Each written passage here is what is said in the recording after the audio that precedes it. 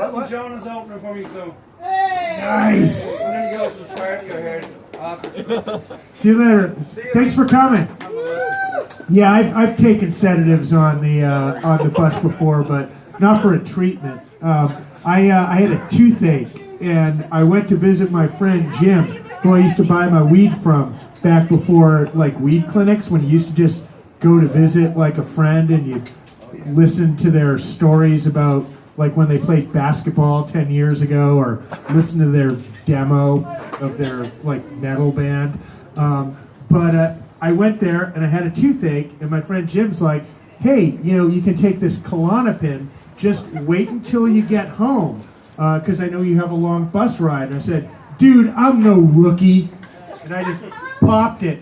And then I get on the bus, and I'm riding to like somewhere like around like mid-Hollywood, but I woke up in Commerce. So I guess I was a rookie, but that's why I don't drive, and my tooth felt a lot better, so it was probably a good thing.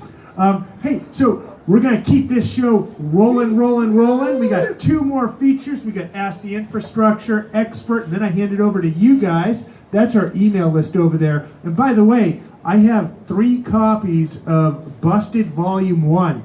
We've actually sold out all our issues, but I still have a couple there. They're $10 each. You're welcome to buy one. And now I'm going to bring up your next storyteller. Are you ready? She comes from the Midwest, from Kentucky, and now she's out here, and she is a improv comedian and a storyteller. I met her at a storytelling show in Silver Lake, All the Fields, one of my very favorite storytelling shows, and I've booked her now 3 or 4 times. She's now a busted veteran. I know you guys are going to enjoy her. Please welcome Lizzy Denny, aka Dizzy Lenny. Thank you. It's so hard to find you on Instagram, like for all the tags. Yeah, guys, I have a lot of alter egos online, so that's no big deal. Hello. So my name is Lizzy. As Scott said, I'm from Kentucky, and a big thing that I am just now getting used to in Los Angeles is I have just started living by myself. So, yeah, it takes, I'm like bankrupt, but I'm happy. So I live by myself, I have my own bed, I have my own couch, I have my own dog, like life is top notch. And this isn't like a synopsis of my Tinder profile, this is just like setting up for the story. So I have my own place, so I'm kind of getting used to taking up more space. And like if I want to like fall asleep in like starfish position, which if anyone here is not single, it's or if I want to just like pass out with like a bowl of popcorn on the couch, it's just like imagine me horizontal with like a bowl. So I have kind of gotten used to that, and alongside that, I think that has kind of affected the way in which I ride public trans. And one big reason that I use public transportation is for different protests. So Black Lives Matter, I've gone to a couple of women's marches, it's kind of scaling the line. But, there's a lot of good protests come out there. And a lot of them actually happen downtown or in like mid-city Koreatown area. So a couple years ago, I went to a Me Too march and kind of organization. They had a lot of speakers and stuff, and it was going to be happening outside of Union Station. And I was working in Koreatown at the time, so I started off, me and maybe 5 or 6 of my coworkers were like, yeah, let's go. I work with a domestic violence shelter, so it's primarily aimed for Asian and South Asian communities, so it's a lot of dope-ass women of color. It's Center for the Pacific Asian Family, if y'all want to check it out. But yeah, so we all got together and we were like, we'll take the red line down we went from, I think, Wilshire, Vermont to Union Station. And we had our signs, and, we had, like, we didn't have the pussy hats because those are kind of exclusive. But we had, you know, like some really like angry at men type of shirts. And so we go downstairs in the station and we're getting ready to get on. And, you know, I'm just like really feeling like community, which is, I think, a big part of public transportation. Like, I've told stories before where I have like vomited from food poisoning on public trans and just had random strangers take care of me. So I feel like there's good community there. So we start out at Wilshire in Vermont, and there's like a good group of women there who are also going to this march, and a couple of dudes as well. And train pulls up and we get on, and there is this fucking guy just like, you know how in on the Red Line there's the 2x2 seats. It kind of looks like school buses. There's 2 here, an aisle, and then 2 seats there. There is literally a fucking dude who is lying across the aisle. He's taking up 4 seats, and he has halal guys bags in the other 2 seats that he's not taking up. So this man is taking up a total of 6 seats. I don't know if you guys have heard of the word manspreading. Manspreading is when men tend to, instead of just sitting like a normal person, they decide to just like this, like kind of like yoga pose it out and take up, watch, like all the guys are gonna like put their legs together now. They're like, manspread is fine. But this guy was manspreading the shit out of this fucking train. So we get on, and we have about like 5 stops until we get to Union Station. And of course, like, it's just a group of rightfully angry women. So we're all just kind of like, oh, this guy, he chose the wrong train to manspread on. And we start like gentle, you know, and we just make the like intense eye contact where it's just like, I know that you're an asshole. You know that you're an asshole. Also, I'm not making eye contact with anyone in the audience. I'm just trying to an empty chair. And he's just kind of chilling there. He's like, oh, okay, I got halal guys, it's fine. He's lying down, like literally. And I feel like a lot of times if I'm displaying inappropriate behaviors on public transportation, I'll try and like avoid eye contact with people. Like I'll pretend to sleep, or I'll like look into a corner, or like put on sunglasses, like some dumb shit so they like can't actually like look into my soul and be like, you're being a dick. This guy is just like not, he's like, oh, it's fine. I'll make eye contact with you. I know how many seats I've taken up. And so we were like, whoa, this guy is really, and also like his food is just like dripping everywhere. Like he's being a menace to all parts of society. So one of my friends who is going to the march with me, she goes over and she's just like, hey, can I have this seat, please? And it's one of the seats in which he has a halal guy's bag. And he's like, I don't want to get any sauce on my pants. And I don't want to put it on the floor because that's dirty. And she was like, okay, it's a full train, so I'm going to sit down, and if your halal guys is there when my ass meets the chair, so be it. I'm not gonna complain about it. I'll squash your halal guys. And he's just like, oh my god, fucking bitch. So he like moves it to the side. So one of us gets a seat. So there's like 5 more of us, right? So we're going, and we get to the next stop. And at this point, like 10 more women come on, and they're all like dressed for the protest and everything. And all the seats are full, and this guy still has like 5 seats to himself. And this woman comes on, and she is a wider set woman. And at first she comes up and she looks at the seat that still has the remaining halal guy's bag on it, and she's like, and openly says, nah, fuck that, and looks over at this guy, and she's like, scoot the fuck over. And he's just like, excuse me, what? Like he's never heard this like foul language before in his life. Like he hadn't just been at halal guys. And like she's like, you need to scoot the fuck over. I require 2 seats for these ass cheeks. And he is just like this poor man, he picked the wrong fucking train. Like he is just like, he's like, oh my god, women's ass cheeks, what? And he's just like, well, you know, like I've been walking a lot today. And I'm sorry, this guy is 24, maybe 25. white, very fit. He is like wearing this disgusting look at like the ones where it has the shirt but it's cut off and you see like the weird nipple ab area. And he's just like, I'm just so tired. And she's like, well, you have fucking 40 bags of halal guys, so I think you'll be fine. So he like moves over and then he's like sitting over to the side and he's got like 18 bags of halal guys like right next to him and he's just like pouting. He's like, oh, I hate public trans. Then we come to the next stop and another group of women gets on and everything. And this guy, bless his heart. In Kentucky, in the South, when we want to say like fuck this person or like this person sucks or like go to hell white dude, we say bless your heart. So bless this guy's heart so hard. So he gets over with his like 20 bags of halal guys. He gets on the phone, and I don't know if he had enough service to make this phone call or if he was literally like recording a voice memo where he was saying like, dear diary, today women attacked me, like Trump 2020, like he could not say. He was going on and on and on about all of the two women who had made him move from his 6 seats into his now 2 seats.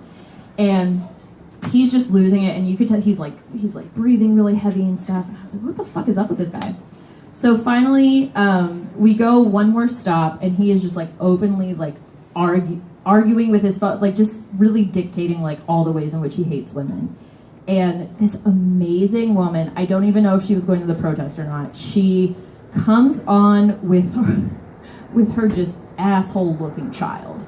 Like, you know those kids who just like as soon as you see them, they like give you the flu or chicken pox. Like they're just like wiping their nose and they're just like, oh my god, and they're like vomit, you know, like kind of like some of the storytellers earlier where we're like vomiting on public trans or like just like being little dicks. And this little kid comes on and he is like, he's looking around and he just like looks at all of these seats that are full and he looks at this dude sitting in the corner with his 2 seats and he's like, hey mom, that guy has 2 seats, but he only has 1 butt. And everyone's like, yes! Like, everyone's like cheering on the train. There's like a standing ovation for this small child who probably has like every known like non-vaccinated sickness. And we're all just like, yeah, he does. Only 1 butt and 2 seats. And there was someone who, I don't know what was, maybe they were drunk, maybe they were, who knows, but they started chanting 2 seats, 1 butt, and I've never felt more like I was in like a Gladiator, like Braveheart moment where I just wanted to like rip off my shirt and be like, 2 seats, 1 butt, 2 seats, 1 butt. And I really hope all of the drivers nearby can hear this too. So this guy is just like, you know, blood red, and he's just like so embarrassed, and you're like, oh my god. He's like gathering up all of his halal guys stuff, and he's like, oh my god, oh my god, oh my god, and like picking it all up. And honestly, I'm describing him as if he had bought the entire store of halal guys. Like he maybe had like 6 bags, you know, and like it's a lot of halal guys, but also this man did not seem like he was sharing with anyone because he couldn't even share his fucking seat. So I assume he was going home for like a sad Thursday night. So anyways, he finally moves over, not enough so that the woman and the child can have a seat, but just so that the kid can have a seat. And so the woman is, you know, he's sitting next to him. The woman is standing next to the kid, you know, blah, blah, blah. And this kid children are amazing on public transportation. I don't know if you guys have ever just heard them. They just don't care. It's kind of like they were the bus drivers and someone gave them just this like unlimited microphone and they're just like, say whatever is coming into your head right now. And so this kid is just like, wow, I'm really tooting a lot today. Wow, oh my gosh, the toots smell worse than the food. And like still like kind of like almost as if this kid is like number one ally where he's just like totally trying to like ruin this man's life too. And he's just like, wow, oh my gosh, am I wearing my reusable diaper today? Like just like kept going through. And so finally we get to Union Station and the guy, you know, he's like getting all this stuff up and a lot of people from the train are getting ready to leave because they're going to the protest or whatever. And the guy gets all of his bags together or whatever. And as he's getting out of his row, the little kid says, hey, you should say excuse me. And the guy is just like, and like walks by. And I kid you not, literally as we all get out, as soon as the doors are starting to close back, this dude drops all of his bags except for one. And there is just sauce everywhere. There's kebab everywhere. I'm sure he just like, and he didn't even, he just looked so upset. He just looked down and he was just like, life just isn't fair for people like me. And just walked off the train. So, yeah, life is really hard for all of the dudes with halal guys, but thank you guys. Thank you, Liz. Liz Denny. Yeah, that's so funny. I love when kids take church because they're unfiltered, you know. I was riding the Gold Line yesterday, and there was this. It was funny. There was this mother and a whole bunch of little kids, and the mother had her headphones on, and she would just be like kind of singing, like I think it was like Psalms or something, but real off key because she had headphones on. So it was just like very kind of like my cat Kyrie, and like when she's hungry, and but then in between the you'd hear her talk to the little kid. Don't touch that. Stop touching that. I don't want to hear you say oops. You know you're going to say oops. Don't say oops. I better not hear you say oops. And I just thought that was really funny. It's like the word oops, because I could totally see that, because I was like a big oopser as a kid. Anyway, are you guys with us still? You guys are amazing. You know, who won the Oscars, by the way? Who cares? Who cares? I only saw one movie this year. It was The Commuter, of course. The movie where Liam Neeson is like riding the train, and because he has a particular set of skills that, like, so an assassin organization, like a shadow op, forces him to like assassinate a woman on a train who's going to be a witness. And taking his daughter hostage, right? yeah, of course. Because how else would you convince someone like that to do something like that? He's out of the game. Then he had like a regular passenger who he would sit with during his commutes, and he's saying like, "Hey, I need you to do this secret special thing for me. Call this person, this officer, and let him know this is going down." And he's like, "I'll do it." But these bad guys are so amazingly shadow ops that they knew, and they call Liam Neeson on his cell phone, and they say, "I told you not to tell anyone. Now look what happens. Look out that left window." And the timing was so perfect that it was just as his friend was getting pushed in front of a moving bus that was like going really fast, because I guess it was a green light. And I direction? What? Was the bus going the opposite direction? No, he was going the right way. The bus driver was in the right, you know, because no one anticipated someone being shoved in front of it.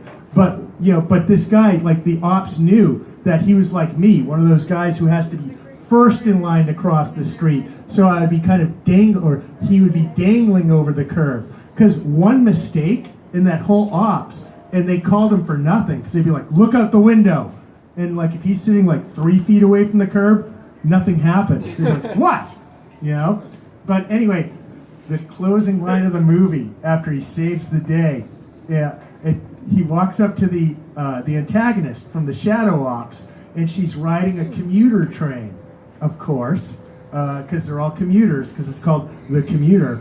And Liam Neeson says, before he pulls out his new marshal badge, because now he's like a marshal with his set of skills, he goes, "I never expected you to be a commuter." And which I thought was kind of weird, and it kind of gave away the writer's French origins, because it's one of those, the French love Liam Neeson like shoot 'em ups. They're all French films, so they referred to her as a commuter, but everybody going to work is a commuter. You know, it's a public transit commuter. They got that wrong. That's why it wasn't nominated for anything. Pretty lame, though. You know, I enjoyed that movie, and you know, I think that Liam Neeson should have been nominated. I'm just saying. You know. Okay, it's time for your special guest. We don't typically have I don't really call people special guests on the show, but we had so many people asking about this guy the last time he was on our show that he is a special guest. He is an attorney that handles a lot of the infrastructure, and you guys hear the term infrastructure all the time. Infrastructure. We're gonna focus on the infrastructure, and that's like kind of what sets up all the buses and the trains and everything in this city.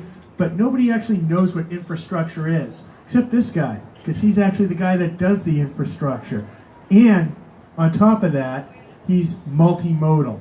He's a green commuter, and he's a friend of Busted. I met him for the first time at the LA Commotion Mobility Festival last October. I'm really psyched to have him back here today. He's going to tell a story, then he's going to take questions from you guys. So please welcome our infrastructure expert, Rudy Salo. No problem. Anybody have an Apple charger? iPhone? Sorry. I don't. I do. Sure. No. Hook it up. No, please. It's important to have me recorded. I'm that important. I'm still a little freaked out by the fact that I'm the special guest tonight and I'm being called an expert. Yes, I'm an attorney. I'm many things, and perhaps I'll spill the beans on all the things that I do. But I do stand-up comedy, and I'm not going to do any tonight. I'm not going to tell you any jokes. There have been way funnier people tonight, so I'm not going to bore you with what I think is funny. But I do jokes about my job, about the fact that I do municipal bonds. And a part of those jokes are how boring my job is. And the fact that you people are still sitting here waiting for me while the Oscars are on just tells me either A, my job isn't as bad as it is, or you people are crazy. So I appreciate you all staying. You guys didn't even, I'm not offending you. I'm not trying to put you, you guys are me. I'm a transportation geek too. I love transportation. I've loved it my entire life. I grew up on a bus. If you were here the last time I was here, you learned that my grandmother, who was an immigrant, came to this country, didn't speak English, didn't have a car because where she came from, you didn't have to have a car, and women traditionally didn't have a car, kind of like Russia. Did she come on a bus? She did not come on a bus. That would have taken her forever, and she would have had to have gone under the Atlantic Ocean because she came from the Middle East. But in any event, that was a good question.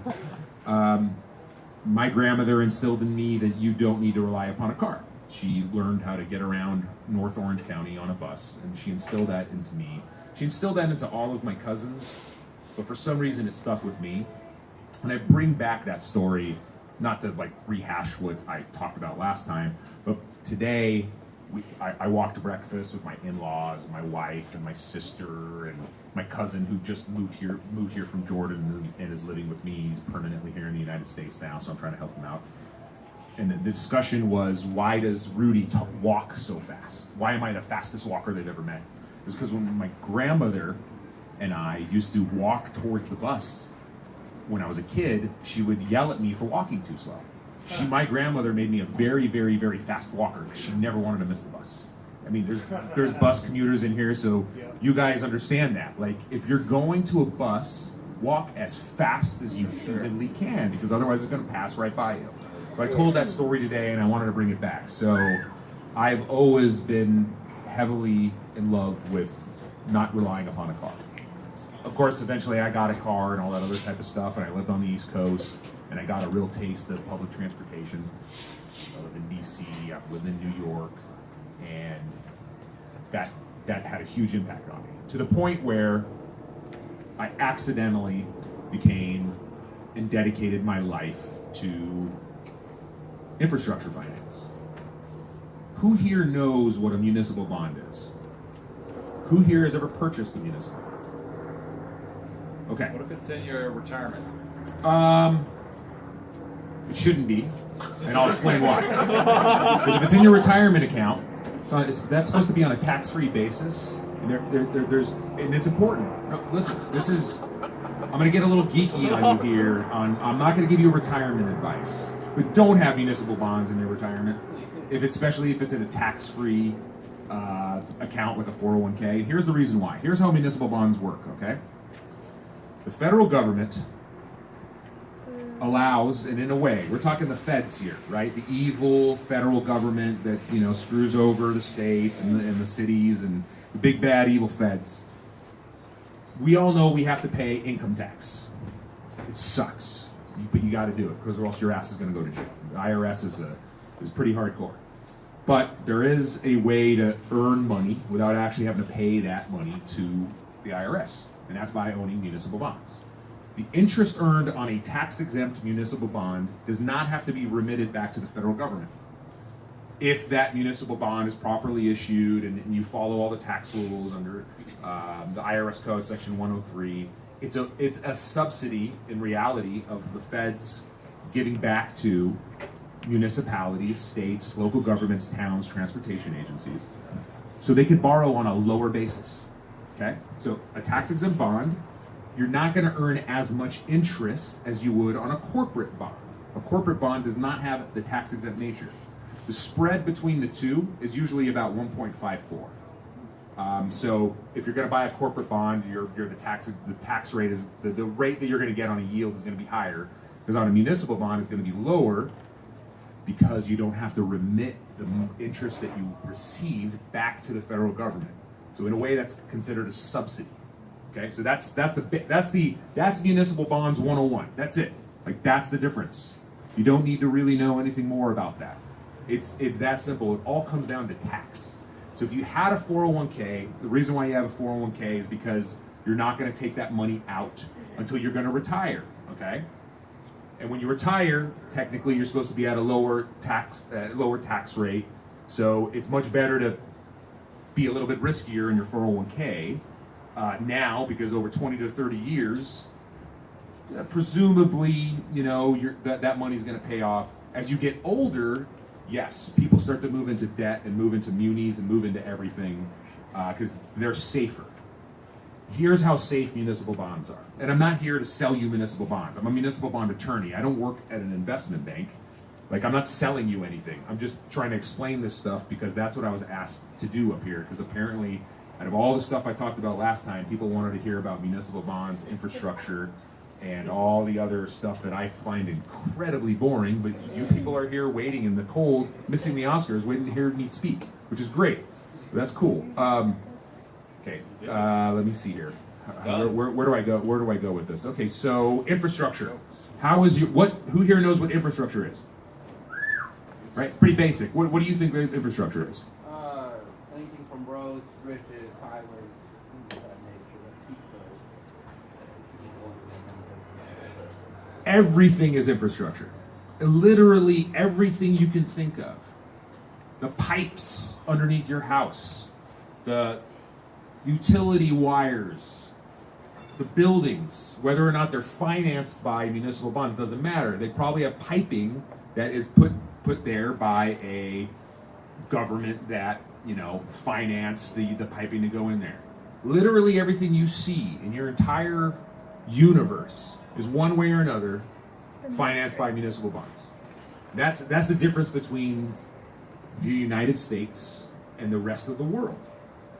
Okay, we have a lot of problems here. I understand it. Believe me, I hate our administration. I could go on and on. That's not what we're talking about here. But there is one difference that we have that the rest of this world does not have. And it's actually municipal bonds. I know that sounds crazy, but let me actually lay it out for you. No other government in the entire world has what we have. We're the only country in the world that has tax-exempt municipal bonds. In my opinion, this is how I show up to work every single day. This is how I feel good about myself, because I'm crazy. I have been convinced that the United States is this much better, and we have the great infrastructure, we got the great schools, we got the great roads, we got everything, because we have municipal bonds. Any town, city, I mean, you name it. I mean, anything you can think of that has a government component to it or a nonprofit component to it has the ability to issue bonds on a tax-exempt basis. We're talking the capital markets here. We're talking Wall Street. We're talking this $1 trillion industry that your podunk town in the middle of Oregon or middle of anywhere has the ability to issue something out to the public and have people buy it, or they can go straight to a bank and get a loan because the way our infrastructure works. So so you could issue a bond. How does a bond get repaid? That's the devil's in the details. The devil is in the details. So let's talk about transportation. Okay? Transportation is why we're here. We're talking about buses. We're talking about how things are, how we commute, how roads are built. The vast majority of our infrastructure, road infrastructure, transportation infrastructure in this entire country is primarily financed by the gas tax. Okay? So starting in about in the 1920s, federal government started a program of taxing gas. Okay? It's a gas tax. The feds do it, the states do it, local agencies do it. The gas tax was a great way to build out the primary infrastructure, the transportation infrastructure that we have in this country. Who knows what that is? Who knows what the primary infrastructure that we have in this country for transportation? Right, for personal vehicles. Okay? We made a decision in the 1940s and the 1950s to use the vast amount of our money, gas tax and other funds, to build one mode of transportation. And that's for the personal car. Okay? So a lot of our problems that we have with commuting, a lot of the problems that we have in our society today is because of the decision that was made 60 to 70 years ago to primarily fund one mode of transportation, personal ownership of a vehicle. So they tied us to that. That's the problem. That's one of the problems. There's a lot of problems. Believe me, there's a lot of problems. But they basically said, here you go, guys. This is how you guys are going to get around. And now we're fighting back. We are. We're fighting back. And one of the ways that we're fighting back is we're financing it in different ways. We're financing it with sales tax measures. Here in California, we passed here in LA County, we passed 4 sales tax measures starting in 1980 to fund the train. Okay? We had a train here in California before as the red car. If you've seen Who Framed Roger Rabbit, you can learn the conspiracy theories about how that went down. One of the reasons here, if you want to read a great book about like the history of transit, the train and everything in Los Angeles, go read Railtown. It'll blow your mind away. This thing is a page turner, and we're talking about public transportation in Los Angeles County. And I know the story because I issue the bonds for this, and I'm like turning the page, like, oh my God, what happens next? It's a fascinating book. The reality is, one of the reasons why LA is as spread out as it is because of the red car. The red car used to be owned by a whole bunch of private developers, the Huntingtons, the people that own the railroads had real estate interests outside the city. Okay, so we started out spread out. The red car helped us be what we are today. But now, in the last 10 to 20 years, you can see something that's happening. Downtown's becoming the center. Everything's going into Union Station. Everything is spreading out. And it's fantastic. Because that's away from just relying upon a car. I do own a car. I do not want to own a car. I don't want my kids to own a car. I think a car is dangerous. I'm not the world's greatest driver. If my wife was sitting right here, I would never say that in front of her because we constantly argue about that. I don't want to rely upon a car. I live in Manhattan Beach. I live in the South Bay, where most people don't even know that they have public transportation options. But I educate people all the time about not even needing a car or walking to the Commuter Express, which I use every day, or just going 1.5 miles up to the Green Line and taking the Green Line into the Silver Line. So I take a combination of a train and a bus. Either I take the Commuter Express or I take the Green Line to the Silver Line every day. And because of that, I get 2 hours back, and I'm able to, $5 a day in and out of downtown LA from Manhattan Beach. It's incredible. It's incredible all the things that I can do on a bus that I can't really do if I'm driving. Like I got my life back, and it's kind of funny because that kind of goes back to what I was saying at the very beginning. Yes, I'm a lawyer, but that's a small part of what I am. But I'm happy to talk more about that in a second. I have become many other things because I don't really drive anymore. I write. I write science fiction. I write screenplays. I do stand-up comedy. I work and advise businesses. I'm on a podcast. I'm the transportation correspondent on a podcast. I talk about. I'm going to tell you. I talk about this stuff a lot. What's great about it? Here's the great thing of the story about that podcast. It's with this guy that I went to high school with, who is a hardcore automotive guy. Like, this guy was the #1 salesman for Audi in the country. And he decided to start, like, having a podcast and talking about car dealers and owning a car and how awesome that is. And then I kind of convinced him to get me onto his show.